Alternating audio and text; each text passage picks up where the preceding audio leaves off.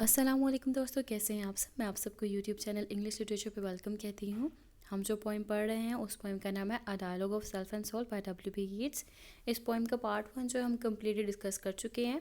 Part 2 के हम लोग 3 स्टेंजा को डिस्कस कर चुके हैं। आज हम लोगों ने 4 स्टेंजा को डिस्कस करना है, जो कि लास्ट स्टेंजा है इस पोइम का। इस पोइम की जो बाकी वीडियोज़ हैं उनको कैसे अप्रोच करना है मैं आपको बता देती हूँ। मैं इस पोइम की जो लिंक है प्लेलिस्ट का वो डिस्क्रिप्शन में डाल दूँगी। आप उस लिंक के थ्रू इस पोइम की बाकी वीडियोस को अप्रोच कर सकते हैं। तो अब टाइम को वेस्ट किए बगैर हम अपने टॉपिक को स्टार्ट करते हैं। हम लोगों ने आज 4 स्टैंजा पढ़ना है, तो 4 स्टैंजा पढ़ने से पहले मैं थोड़ा सा ओवरव्यू दे दूँ कि हम लोगों ने लास्ट लेक्चर में क्या पढ़ा था। हम लोगों ने लास्ट लेक्चर में पढ़ा था कि पोइट कहता है कि मुझे बार बार ही ये वर्ल्डली प्ले वाली लाइफ गुजारनी क्यों ना पड़े, मैं गुजारने को तैयार हूँ।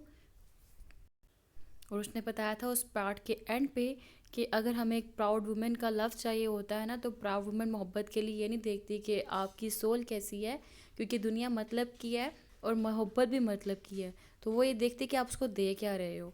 तो यहाँ पे उस पार्ट की एंडिंग हुई थी। उस पार्ट में मेनली यही बताया गया कि जो पोइट है हमारा, जो हमारी सेल्फ है, सेल्फ एग्री है इस बात पे कि उसने हेयर आफ्टर की लाइफ को फोकस नहीं करना, उसने फोकस करना है तो वर्ल्डली प्लेयर के ऊपर फोकस करना है। अब हमारे ये लास्ट टेंसेस को देखते हैं। I am content to follow to its source every event in action or in thought my ear the lot forgive myself the lot when such as I cast out remorse so great a sweetness flows into the breast we must laugh and we must sing we are blessed by everything we look upon is blessed।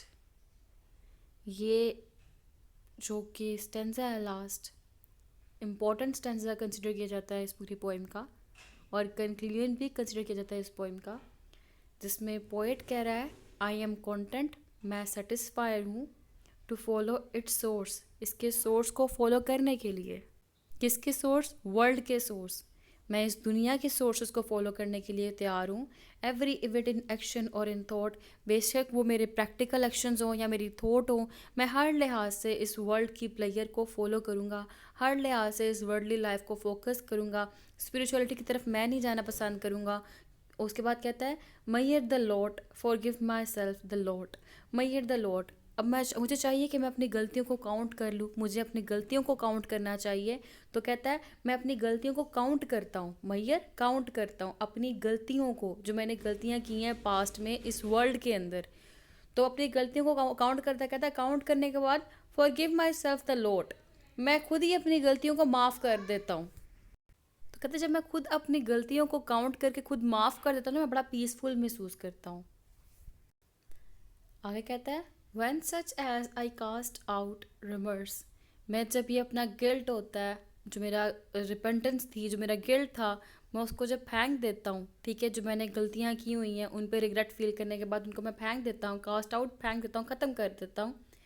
So great a sweetness flows into the breast, तो मेरी छाती के अंदर एक ठंडी हवा चलती है, एक स्वीटनेस चलती है, मैं बड़ा ज़्यादा पुरसकून फील करता हूँ, रिलैक्स्ड फील करता हूँ। उसके बाद क्या किया उसने? कहता है मैं सेटिस्फाई हूँ इस वर्ल्ड के अंदर रहने के लिए, और इस वर्ल्ड के अंदर रहने के जो इसके सोर्सेज हैं, जो इस वर्ल्ड की डिमांड है, मैं उनको फॉलो करने के लिए तैयार हूँ, बेशक वो डिमांड एक्शन के फॉर्म में हो या थॉट की फॉर्म में हो। फिर कहता है उसके बाद जो है ना, मैंने जो भी गुनाह किए हैं, जो भी गलतियाँ की हैं, मैं उसको गिनना शुरू करता हूँ। गिनना शुरू करने के बाद जो है ना, मैं उनके ऊपर जो गिल्ट फील करता हूँ, गिल्ट फील करके मैं उसको कास्ट आउट कर देता हूँ, फेंक देता हूँ कि जो भी मैंने गुनाह करनी है ठीक है, गलतियाँ करनी है ठीक है, और मैं खुद ही खुद को माफ़ कर देता हूँ। जैसे मैं खुद खुद को माफ़ करता हूँ तो मुझे बड़ा सुकून मिलता है, ठीक है, एक ठंडी हवा चलती है मेरे अंदर, बड़ा पीस फील करता हूँ मैं। तो कहता है we must laugh and we must sing, तो कहता है हमें, हम लोगों को हंसना चाहिए, हम लोगों को गाना चाहिए, ठीक है। We are blessed by everything, हम लोगों को हर किस्म की नेमत मिली है। Everything we look upon is blessed, हम हर चीज़ पे देखते सबके साथ ब्लेसिंग ही है। तो कहता है हम लोग को इस दुनिया के अंदर खुशी से रहना चाहिए, हम लोग को गाना चाहिए, हम लोग को हंसना चाहिए, हम लोग को खुश रहना चाहिए, क्योंकि हम लोग को हर किस्म की बेनिफिशियल मिली है, हर जो चीज़ मिली है वो हमारे लिए बेनिफिशियल है, हर तरह के हम लोग को बेनिफिट्स मिले हुए हैं। तो वर्ल्डली अफेयर जो है वो हमारे लिए इंपॉर्टेंट होने चाहिए। हम लोगों को ना जो स्पिरिचुअलिटी की लाइफ है उसकी तरफ देखना भी नहीं चाहिए, क्योंकि हम लोगों को जो नज़र आ रहा है हम लोगों के लिए वो ब्लेसिंग है, और हम लोग को उसी को देख के उसको इन्जॉय करना चाहिए।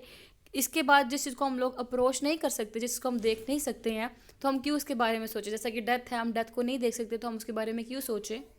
We should follow the message of live laugh and be merry. तो कहता है हम लोगों को हंसना चाहिए और खुश रहना चाहिए, इस तरह हमें ज़िंदगी गुजारनी चाहिए, हम लोगों को हेयर आफ्टर की लाइफ के ऊपर फोकस नहीं करना चाहिए। इस स्टैंजा के अंदर ये बताया गया है। और अगर हम क्रिटिसिज्म करें स्टैंजा के ऊपर तो पता लगता है कि मॉडर्न मैन जो है वो इतना हॉल हो चुका हुआ है कि वो स्पिरिचुअलिटी के बारे में सोचना भी नहीं चाह रहा, और वो अपनी लाइफ जो है through and through worldly affair पे स्पेंड करना चाह रहा है। और उसके लिए जो कंसर्न है, जो इम्पोर्टेंट है, वो चीज़ क्या है, वो चीज़ वर्ल्डली अफेयर ही है। क्योंकि उसको कहता है जो वर्ल्ड की ब्लेसिंग है हम लोगों को नज़र आ रही है, वही हमारे लिए एक बड़ी ब्लेसिंग है। जिस चीज़ को हम देख नहीं पाते, हम लोगों को इस चीज़ को फॉलो भी ना करें।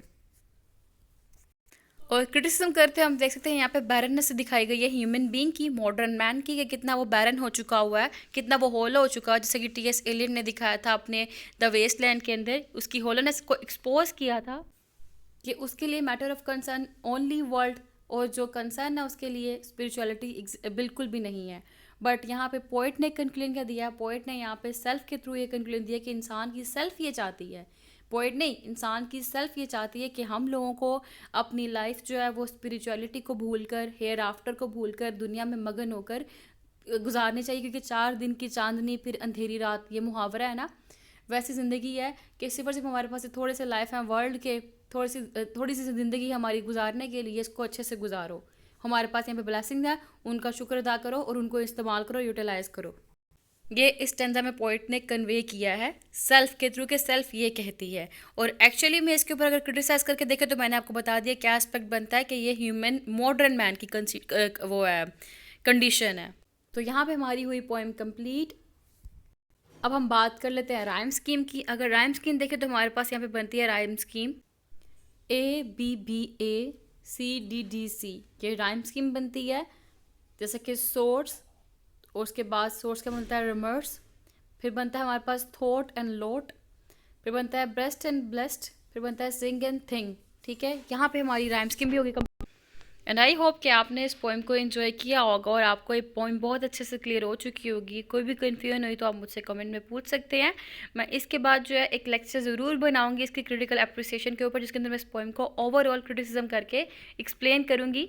क्योंकि वो इस पोइम की समरी होगी, क्रिटिकल अप्रिसिएशन होगी, तो उसके अंदर हम लोग टेक्स्ट को इंक्लूड नहीं करेंगे। तो thank you so much for watching this video.